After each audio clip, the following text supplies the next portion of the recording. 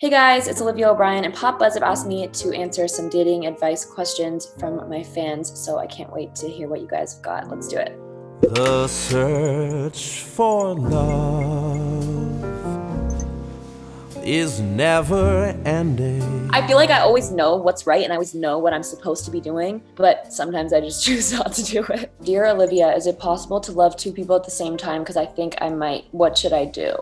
I think it's definitely possible. My mom always told me that when you really love someone, then you don't even look at anyone else and you can't even you can't even fathom the idea of being with anyone else. So I always kind of believed that you could only be in love with one person, but it's definitely possible to kind of like still be in love with an ex and then meet someone new and think you're falling in love with them, and it's probably really complicated. I think you just have to do a lot of soul searching. Very practical people might say you should make a pros and cons list, but I'm not sure if that is exactly the way to go about something in terms of love and relationships. Spend a lot of time thinking about if you really do love either of these people and why you do and how they would work in your life, how a relationship with them might be, and just think about what you really want, because I think it's probably in your heart what you really want to do. Dear Olivia, I had a long relationship when I was 18, and now I feel like I have this difficulty of falling in love intensely again. Now I'm 20. Can you give me some advice? I think that your first love and the first person that you ever really fall hard for, and that your first heartbreak is always the hardest. So you've already gotten through that, and if it happens again, it's only going to get easier and easier. And we're as humans, we're meant to love. This is something we're supposed to do. It's something that fulfills us emotionally. You can't hold yourself back because you've been hurt in the past, because you never know what's going to happen. And the next person that you fall in love with is not going to be the same person as your ex at all. And you're probably not going to have the same kind of relationship. And you can even take the lessons that you learned in that relationship and apply it to not make the same mistakes that you made in your past relationship. Dear Olivia, how do I know if I like a guy or if I just like the attention he gives me? LOL.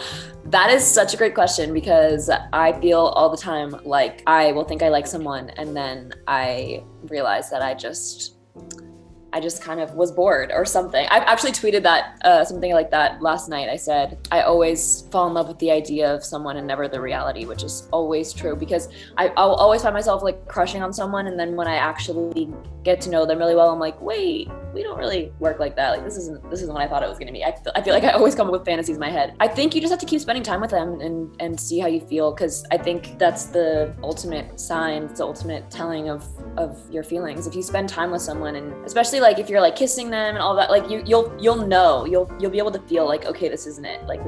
I'm not feeling this. So yeah, just spend time with them and see where it goes. Dear Olivia, what is your advice to fall in love in isolation? Well, I'm gonna need your advice, because that's not happening for me. That's why I've had writer's block for pretty much all of since COVID happened, or even kind of before that, honestly. I've been unable to write about anything because nothing's been happening in my life. I tried to talk to people online, but it's just not, I have to meet people in person to know if I really like them or not. So it's just become very boring, and it's like a dead end. I wish I could have advice for you. If it makes you feel any better, I think we're kind of all in this together. Dear Olivia, how do I create a genuine connection with someone on the internet? Okay, well, this touches on the last question then. I think it's pretty hard to have a genuine connection with someone over the internet. There's nothing like an in-person connection. Life is reality. Life is not the internet. So I think sometimes it's nice to meet people on the internet, but if you don't start hanging out with them in real life pretty soon, then you're not going to know if it's real or not. I don't know. I think the closest you can probably get is FaceTiming them. If you're FaceTiming someone a lot, you can kind of get to know them more and see if you have some kind of connection. But just texting and messaging and stuff, it's not a way to really get to know someone, sadly. You can't tell what it's going to be like if you're in person talking to them, or if you're going to have any kind of spark. And for me, I like to know that I have that connection with people, because it doesn't come that frequently. Not everyone is going to make you have butterflies and like them like that. So I think it's something you have to kind of be careful with. Dear Olivia, how do I find my true love? This is not the kind of question for me. This is I wouldn't know. Also, who's to say that we all even have one true love? I don't think love is as black and white as, stories and movies make it out to be. I think even in astrology, people say that you have more than one twin flame, more than one soulmate, and they can come in for different reasons. So let's not act like there's only one person that you're ever going to date and love. You can't go looking for it. That's another thing, is every time I find myself looking for love or looking for a relationship, it never works. So I think you just have to kind of live your life and see what happens, which I know sounds boring and you can probably get impatient, but it's just the best way to do it, because I think love finds a way.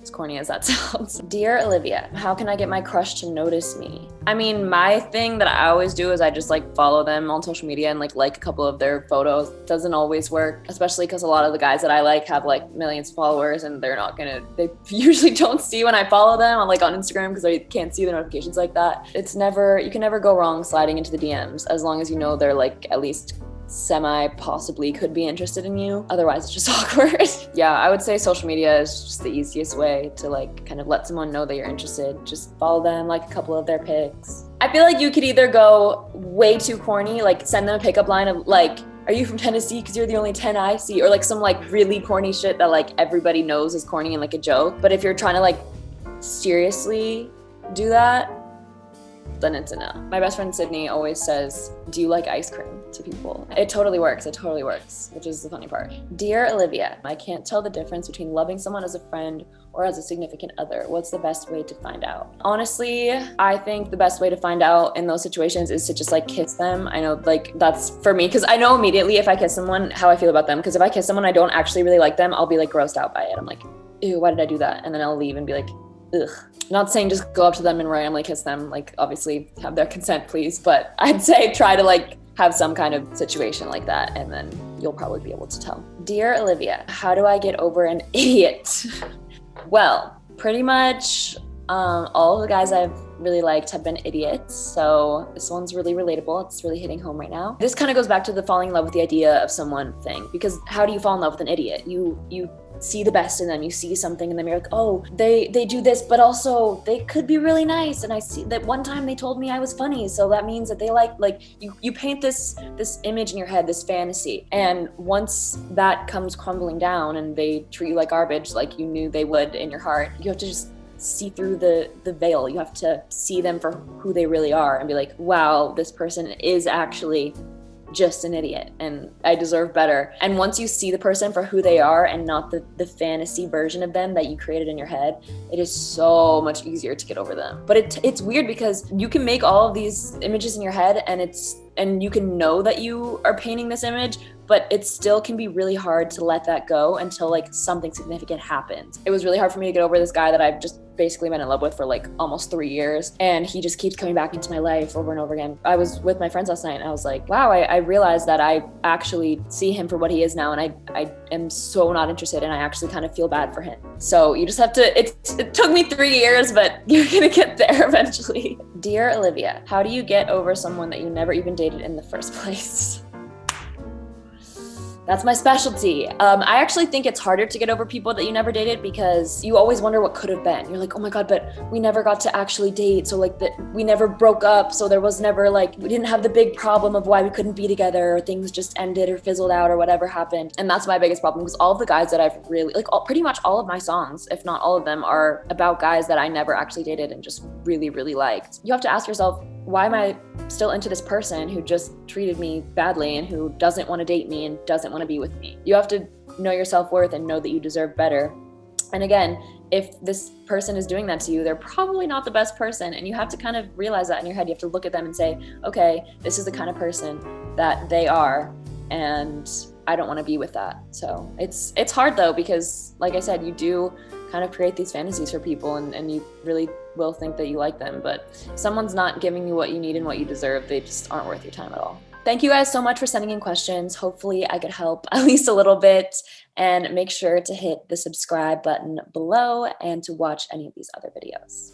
The patient one will find their love one day.